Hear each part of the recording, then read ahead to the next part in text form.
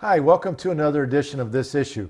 My guest this time is David Swanson, who's a co-founder of AfterDowningstreet.org and a leader of Progressive Democrats for America. David, welcome to the show. Thanks for having me. Great to have you here. David is currently in Maine on a book tour. He has a brand new book out called Daybreak, Undoing the Imperial Presidency and Forming a More Perfect Union. First, tell us a bit about yourself, David. Where do you live? I live in Charlottesville, Virginia. I can see Thomas Jefferson's house out my window, and he's rolling in his grave. Oh, he is. He is indeed. And why is he rolling in his grave? He feared something called elected despotism. He didn't want to elect a king and then another king and then another king every 4 years. He wanted something very different from that. He worked on a constitution that put the power of our government in a legislature with an executive to execute the will of that Congress. And we've transferred just about all the power from the legislature to the so-called executive. He and most of the people who put that Constitution together would not be very happy. How did you get started in political work? I don't know, pretty gradually, not some one traumatic childhood incident, but I was attending graduate school there at the University of Virginia, studying philosophy, and I got involved in a living wage campaign. I thought that the people emptying the trash cans while we're sitting there studying philosophy shouldn't have to work a second and third job when they get home. The university's sitting on $1 billion, building new sports stadiums and so on. Couldn't we pay them enough to live? And from there I got involved in further advocacy and activism around economic issues and justice issues, and then peace and war issues. Now, I said earlier that you were a founder of AfterDowningstreet.org. What is After Downing Street? Tell us what that's all about. It means that in May of 2005, some documents came out called the Downing Street Minutes and the Downing Street Memos that were at that point some of the strongest, most authoritative pieces of evidence that, as we all knew at that point, we were lied into an unnecessary war in Iraq. And so we said, well, we need a coalition, we need a campaign. We'll call it After Downing Street. After this has happened, we need to end these wars. We need to hold the people who lied us into a war accountable. And so we've been exposing and promoting further pieces of evidence and angles through which we might get some accountability. Tell us more about your book, Daybreak. Tell us a bit about what it's all about. This is taking a step back from activism to think about what's working, what's not working in lobbying our government in Washington. Why is it that in most opinion polls on most issues, the American people is overwhelmingly in one place and our government is doing something different when they're supposed to be representing us? What are the forces of corruption, the money, the media, the parties, the things we know about, and what has happened in terms of where power sits in Washington? Why is that significant, and what can we do about it? How can we be more strategic and more effective in our activism? So most of the book is not how bad things are, but what do we do about it, and what do we envision as a dramatically better government and system of society than what we've got now. Now, I know you were very critical of President Bush. You helped lead the impeachment campaign nationally against him. But at the same time today, you're one of the most, I would say, fervent critics of Obama, as he is really continuing many of the same policies that Bush was. Can you describe a little bit about how you see these similarities between the two? Well, I think that's a fair characterization if you ignore the people threatening to kill him, calling him a grandmother murderer and a foreigner and a Muslim and a socialist and an evildoer and so forth. Aside from that brand of criticism of Obama, in terms of criticism of his policies and what I honestly believe they actually are, I certainly have been a critic. We had President Bush establish new powers, powers, for example, to write laws, for example, to write laws with signing statements, sign a bill into law, write a statement, which parts you're going to change. And Barack Obama, as a candidate, was a serious critic of that. Now he engages in it. And so we could go through dozens of abuses of power, and I do in the book. And in each case, some of them are being abused more, some are being abused less, but they're all being cemented in place in a way that one administration alone couldn't do. In the book, again, part of the title is Forming a More Perfect Union. What is that part of the book about? Well, we have a constitution that's barely been tweaked in 2 centuries and a quarter. We are dragging behind international treaties and other nations' constitutions and bills of rights. We have a system where the laws we do have, we're not enforcing. There are those who are too high and too important to be under the rule of law. We have a former president and a former vice president confessing to torture on television, and nothing happens. So how are we going to get our laws enforced? How are we going to repeal the bad ones, pass the good ones, amend the Constitution? What's our vision for down the road? If this country survives for a while, what do we want it to be? And how can we get it there? One of the things you are talking about is that the Congress has really abdicated its powers to this imperial presidency. Can you discuss that in a bit more? Well, Congress is happy to have the presidents make the laws and the presidents decide on the wars and the presidents make the treaties and so on without congressional decision making. They want to be consultants. They're happy to talk, but they don't want power. And if they're going to have any power and use it on our behalf, we've got to take them and shake them a little bit, but they also have to take those powers away from the president. And the only way they do that is through checking his abuses, and that means impeachments and that means subpoenas. We had dozens of subpoenas in the last Congress that are just left hanging, not enforced. They're not reissuing them. Now they won't. Now they're afraid to even subpoena anyone. And we impeached a judge this year for groping people. We won't impeach a judge who signed memos legalizing torture and legalizing aggressive war because apparently Fox News wouldn't like it, and that's a big factor for the House Judiciary Committee. But if you're not going to impeach anyone, at least, unless they're a Democrat and sex is involved, you're not going to impeach anyone in the executive branch or formerly thereof, or whom some television network might not want you to impeach them, then you have no power. And if you won't subpoena anyone from the executive branch and enforce your own subpoenas, why should anyone listen to you? They're happy to have you talk, but they're not going to listen to it. What does the Constitution say about the powers of the president, the executive, and Congress? The first 60% almost of the Constitution is devoted to the first branch of our government, the Congress, and gives that Congress just about every power they could dream up, and the power to make every law, the power to raise and spend every dime, the power to decide when and where we have wars, to ratify or reject treaties and appointments, and so on. The president, in a short little Article 2, is commander-in-chief of the military in a war, in a time and place decided on and funded by the Congress, and he is to execute, faithfully execute the laws as passed by Congress. He can sign a law or he can veto a law. He can't rewrite a law. He can't make his own laws with executive orders. He can't make laws with secret memos. He doesn't have the power to imprison people with no process. He can't spy on you without a warrant, and so on. A very, very different image from what you have today. Now, as I recall, correct me if I'm wrong, please, when the Democrats retook the Congress and the Senate, they promised big changes. And when they retook the presidency with Obama, they promised big changes, that they were going to roll back some of these egregious things that the Bush and the Republicans had done. Well, how would you grade the Democrats in the Congress and in the presidency so far in this context of rolling back these dramatic changes?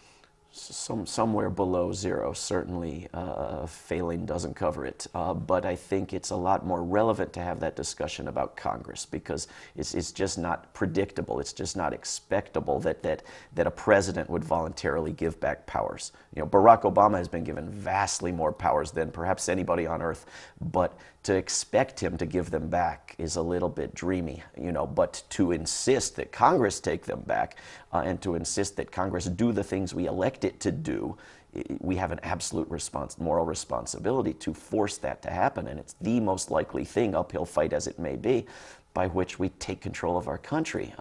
We elected the Democrats to majorities in 2006 to end wars. That was the big issue. Everyone agreed to end the war in Iraq. Immediately in 2007, we have a debate on whether to escalate it. Same thing in 2008, and now we have a debate on whether to escalate a war in Afghanistan. We worked hand in glove with John Conyers' office in 2005 when he was the ranking minority member on the Judiciary Committee, wanted to end the wars, wanted to impeach Bush and Cheney and so forth. Come 2006 election, 2007, we're sitting in his office and being arrested, taken to jail, and he's telling us Fox News wouldn't like it. Is that the ultimate answer, the reason why the Democrats aren't moving on all these things that they promised they would, that they were elected by the voters to do, is because of Fox News, or does it go deeper than that? Well, everybody in Congress has accepted that all the power is in the White House. The big competition is which party gets to be the emperor and which party gets to have the next shot in the White House. And so the Democrats are happy. They're thrilled. They've got the throne. And their leader is the man who was supposed to execute the will of the Congress. They don't have loyalty to a branch of government. They have loyalty to a party. We've gone from the 3 branches to the 2 parties. And the Republicans, you know, their loyalty is to the top Republican in Congress, but they don't want Bush and Cheney and gang held accountable for their abuses or crimes. They want the president to have absolute power in the future. Most presidents in modern America are Republicans. So just strategically from partisan thinking, the Democrats would be smarter to be putting power in Congress where they tend to be the majority. And the Republicans, it's understandable that they want all the power in the White House. But Democrats don't think very well and they don't play offense. And everybody's just sort of accepted. And we have this short time frame we think in, and they're happy right now. Now, let me ask you this question. Is getting health care, real health care reform, part of this vision that you talk about in your book, of forming a more perfect union? Is health care a part of that vision? It is. I think we need not just negative rights, you know, the government can't abuse you in this way, the government can't abuse you in that way, but positive rights, a right to health care, a right to a basic standard of living, minimal survival in a very wealthy country, a right to housing, a right to a good education, which ought to include, if you want it, free preschool through graduate school. It's completely affordable if we weren't spending all our money on wars we actually oppose. And bailouts for the Wall Street. Yeah, now you have something bigger than the war and military money. Now you have bailouts for Wall Street. And again, Congress isn't even permitted to know what's happening there, much less control it. But Congress was happy to vote for it, with over 90% of the phone calls into Congress opposing it. This is from across the political spectrum. Opposing the Wall Street bailouts when they were done when Bush was president and continued when Obama was president. Why did they do it? Why did they basically reject 90% of the American people's opinion on that issue? Many of their campaigns are paid for by Wall Street. You're talking Republicans and Democrats, right? Yes, and top recipient in history being Barack Obama, and top... In the last election. Yes, and top donors to Barack Obama being Wall Street. So there is that big influence. But, you know, everyone in power in Washington is in that group. These people who run Wall Street rotate in and out of public service, as they call it, in Washington. And it's Wall Street bankers, if you can call them bankers, running the program to bail out Wall Street. Let's talk about Afghanistan and Iraq and Pakistan. Are we ever getting out of these wars? Again, we were promised by the Democrats when they came into power in 2006, when they took back the Congress, largely because of the tremendous opposition to the Iraq War. Today we hear in the polls that over 60% of the American people want us out of Afghanistan, but it appears that nothing is happening. Well, President Obama has broken a slew of promises, but escalating in Afghanistan isn't one of them. He campaigned on escalating in Afghanistan, and his members of his party in Congress take orders from him, regardless of what they think or what they campaigned on or what they promised. So you have to reverse a promise in this case. But the majority of Americans before the last election approved of being in Afghanistan. The majority of Americans now disapprove of being in Afghanistan. Why do you think the change? Well, I think there's been escalation there. There's been a small number, relatively speaking, of American deaths, but there's been deaths there. There's been a fraudulent election, and now appointment of an unelected leader in Afghanistan. There's been resistance within the U.S. military. There's been resistance by allies in Afghanistan. It's more in the news. Barack Obama was going around giving speeches, I'll end the war, I'll end the war, I'll end the war. And when you got to the details, it wasn't quite that on Iraq, but the fact that he was going to enlarge the military and escalate in Afghanistan was much less well known, where now Afghanistan is the focus of all the media attention, and everyone assumes that everything has just been settled in Iraq, which is a very dangerous assumption. But I think that where the media attention is explains what the public is thinking about. Now you, in order to promote your book called Daybreak, you've been on a tour of the country. It's going to be a 50-city tour. Right now you're about halfway through that tour. Yep. What's your sense of the peace movement today? How are they doing across the country? What's your feeling about where the peace movement should be going in terms of these issues of Iraq and Afghanistan? Well, we've had huge successes that we have to remind each other. We've persuaded the American public to be against wars, to distrust war propaganda, to shoot down the lies that we need to go into Iran, which has been successful for years now, largely because they were so similar to the lies that were exposed about Iraq.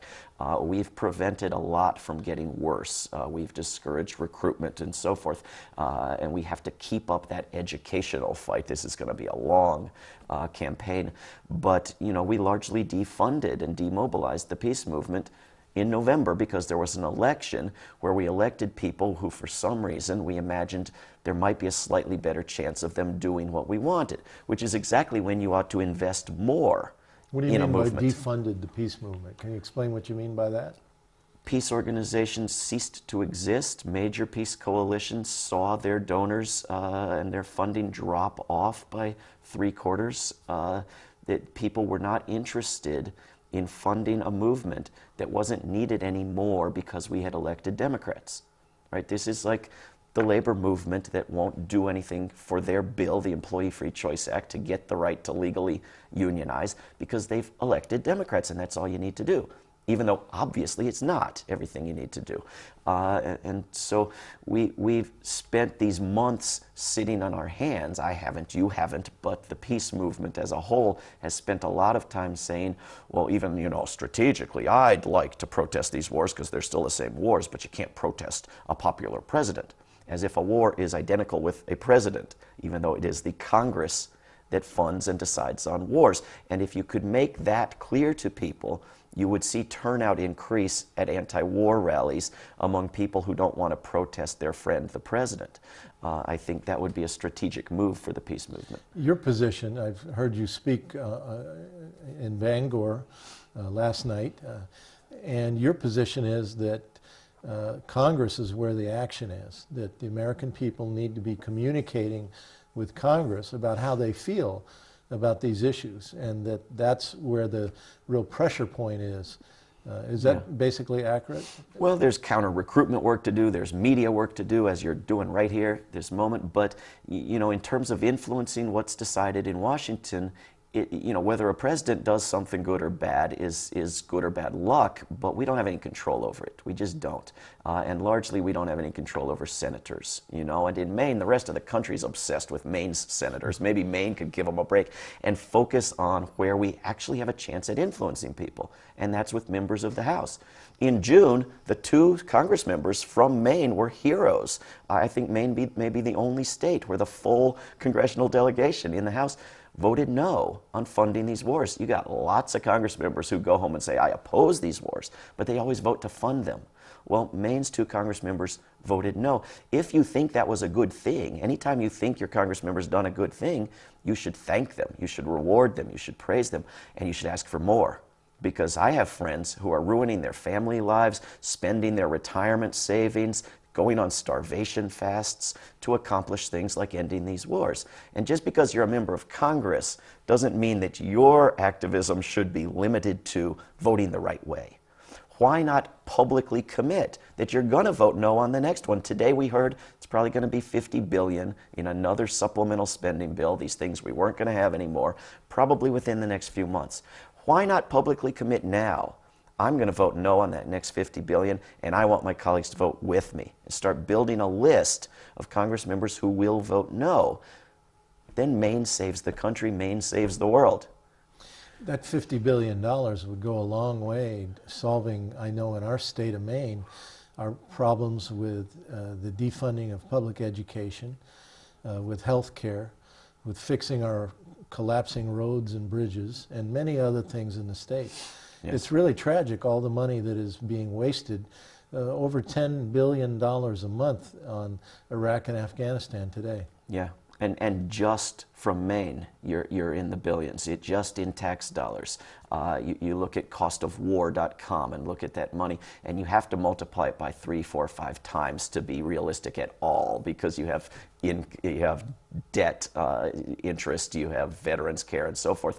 And you know, you take that money and you look at how many people you could provide the entire state of Maine with health care, rather than funding these wars that the citizens of Maine oppose. Yeah.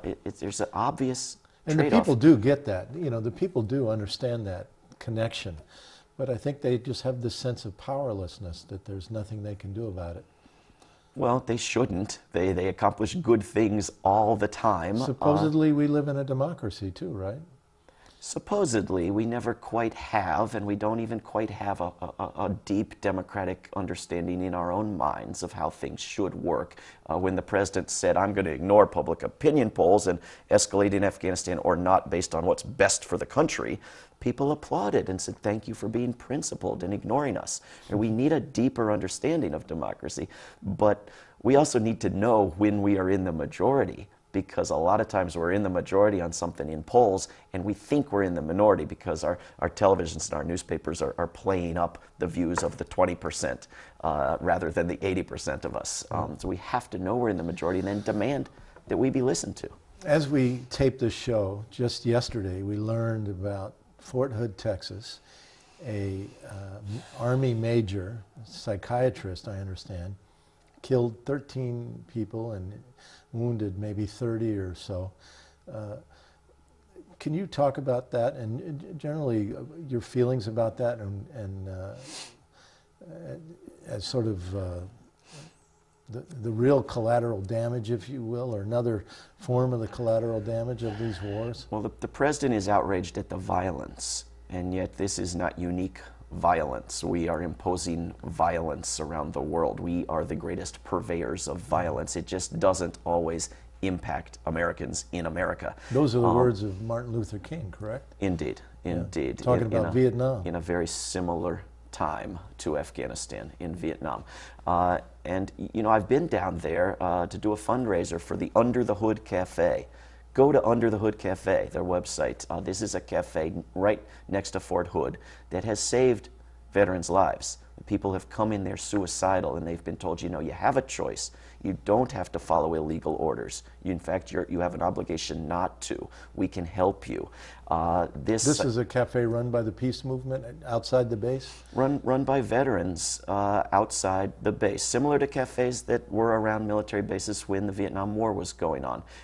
In fact, a reincarnation of one from that generation. And, you know, these soldiers are very, very troubled. And I don't know the details, but if this man was a psychiatrist who was counseling soldiers coming back from Iraq and Afghanistan, as he was, and those soldiers' troubles made him so troubled that he went and killed people in resistance to himself being sent to Afghanistan. you know, it's incredibly disturbing. When he should have understood, we should have reached him, we should have made clear to him that he had nonviolent options, that he didn't have to kill his brothers and sisters on the base, that he could have been more effective in resisting a war. Instead, he's given our cable news shows an excuse to denounce Muslims because his name sounds Muslim. It's not clear to me whether he was Muslim or not. His forms said no religious preference. But apparently when something like this happens and his name sounds Muslim, the explanation is that Muslims kill people. Whereas obviously, you know, in shopping malls and restaurants across the country, wherever Muslims work, they're shooting everybody up, right? No, it's in a military base. But that's not even relevant to the story that we're given on most of our television shows, unlike this one. On the way to the studio today, I'm listening to right-wing radio talk about this situation, and basically they're saying that Al-Qaeda has infiltrated the U.S. military, right, and that this was a Al-Qaeda-like operation. Right. What do you think of that? I think it's nonsense. I think it's baseless. I think they can't possibly know anything about this man's motivations, and the probability that this man who's never served abroad, who was born in Virginia, where I grew up, that he's a member of Al-Qaeda is just quite a fantastical stretch for obvious political purposes. Just yesterday I was reading an article about U.S. Army troops stationed in South Korea. The article said that the troops there, who have been to Iraq and Afghanistan many times, they volunteered to go to Korea because their families would be able to come and be with them there. And they are now going to be sent back to Iraq or Afghanistan from Korea, and they're very upset. They're livid, right, saying, you know, we saw this as an opportunity to take a break, bring our families here, spend 2 or 3 years together, and now we're going back to Iraq and Afghanistan. It appears that there's a revolt brewing within the military because these guys are just literally worn out, both physically and emotionally, with these 2 wars going on. Indeed, and the comments you see from these veterans and from these new recruits, including from Fort Hood, are that we don't know what the purpose is. We don't know why we're being put in Afghanistan or Iraq. And these counselors understand that if these troops don't know what the purpose is, they're not going to be happy, and they're not going to stay sane in this process of risking their lives and killing other people, which is incredibly traumatic, no matter whether you're a member of the military or not. They ought to understand that they have the right and they have the obligation to say no to an illegal order. And there are those who have done so, including from Fort Hood. And some have had no penalty, and some have spent months behind bars, and some are spending months behind bars, maybe years behind bars. But they have a moral responsibility to do that, and it's going to be far more effective and useful for everyone than shooting people up. Well, David Swanson, thank you very much for coming on the show. David is the author of a new book called Daybreak, Undoing the Imperial Presidency and Forming a More Perfect Union. You can find him, one of the best websites in the country. I go there about 5 or 10 times a day. It's called afterdowningstreet.org. And again, thanks, David, for coming on the show. And thank you for watching another edition of This Issue. Until next time, good luck to you all, and please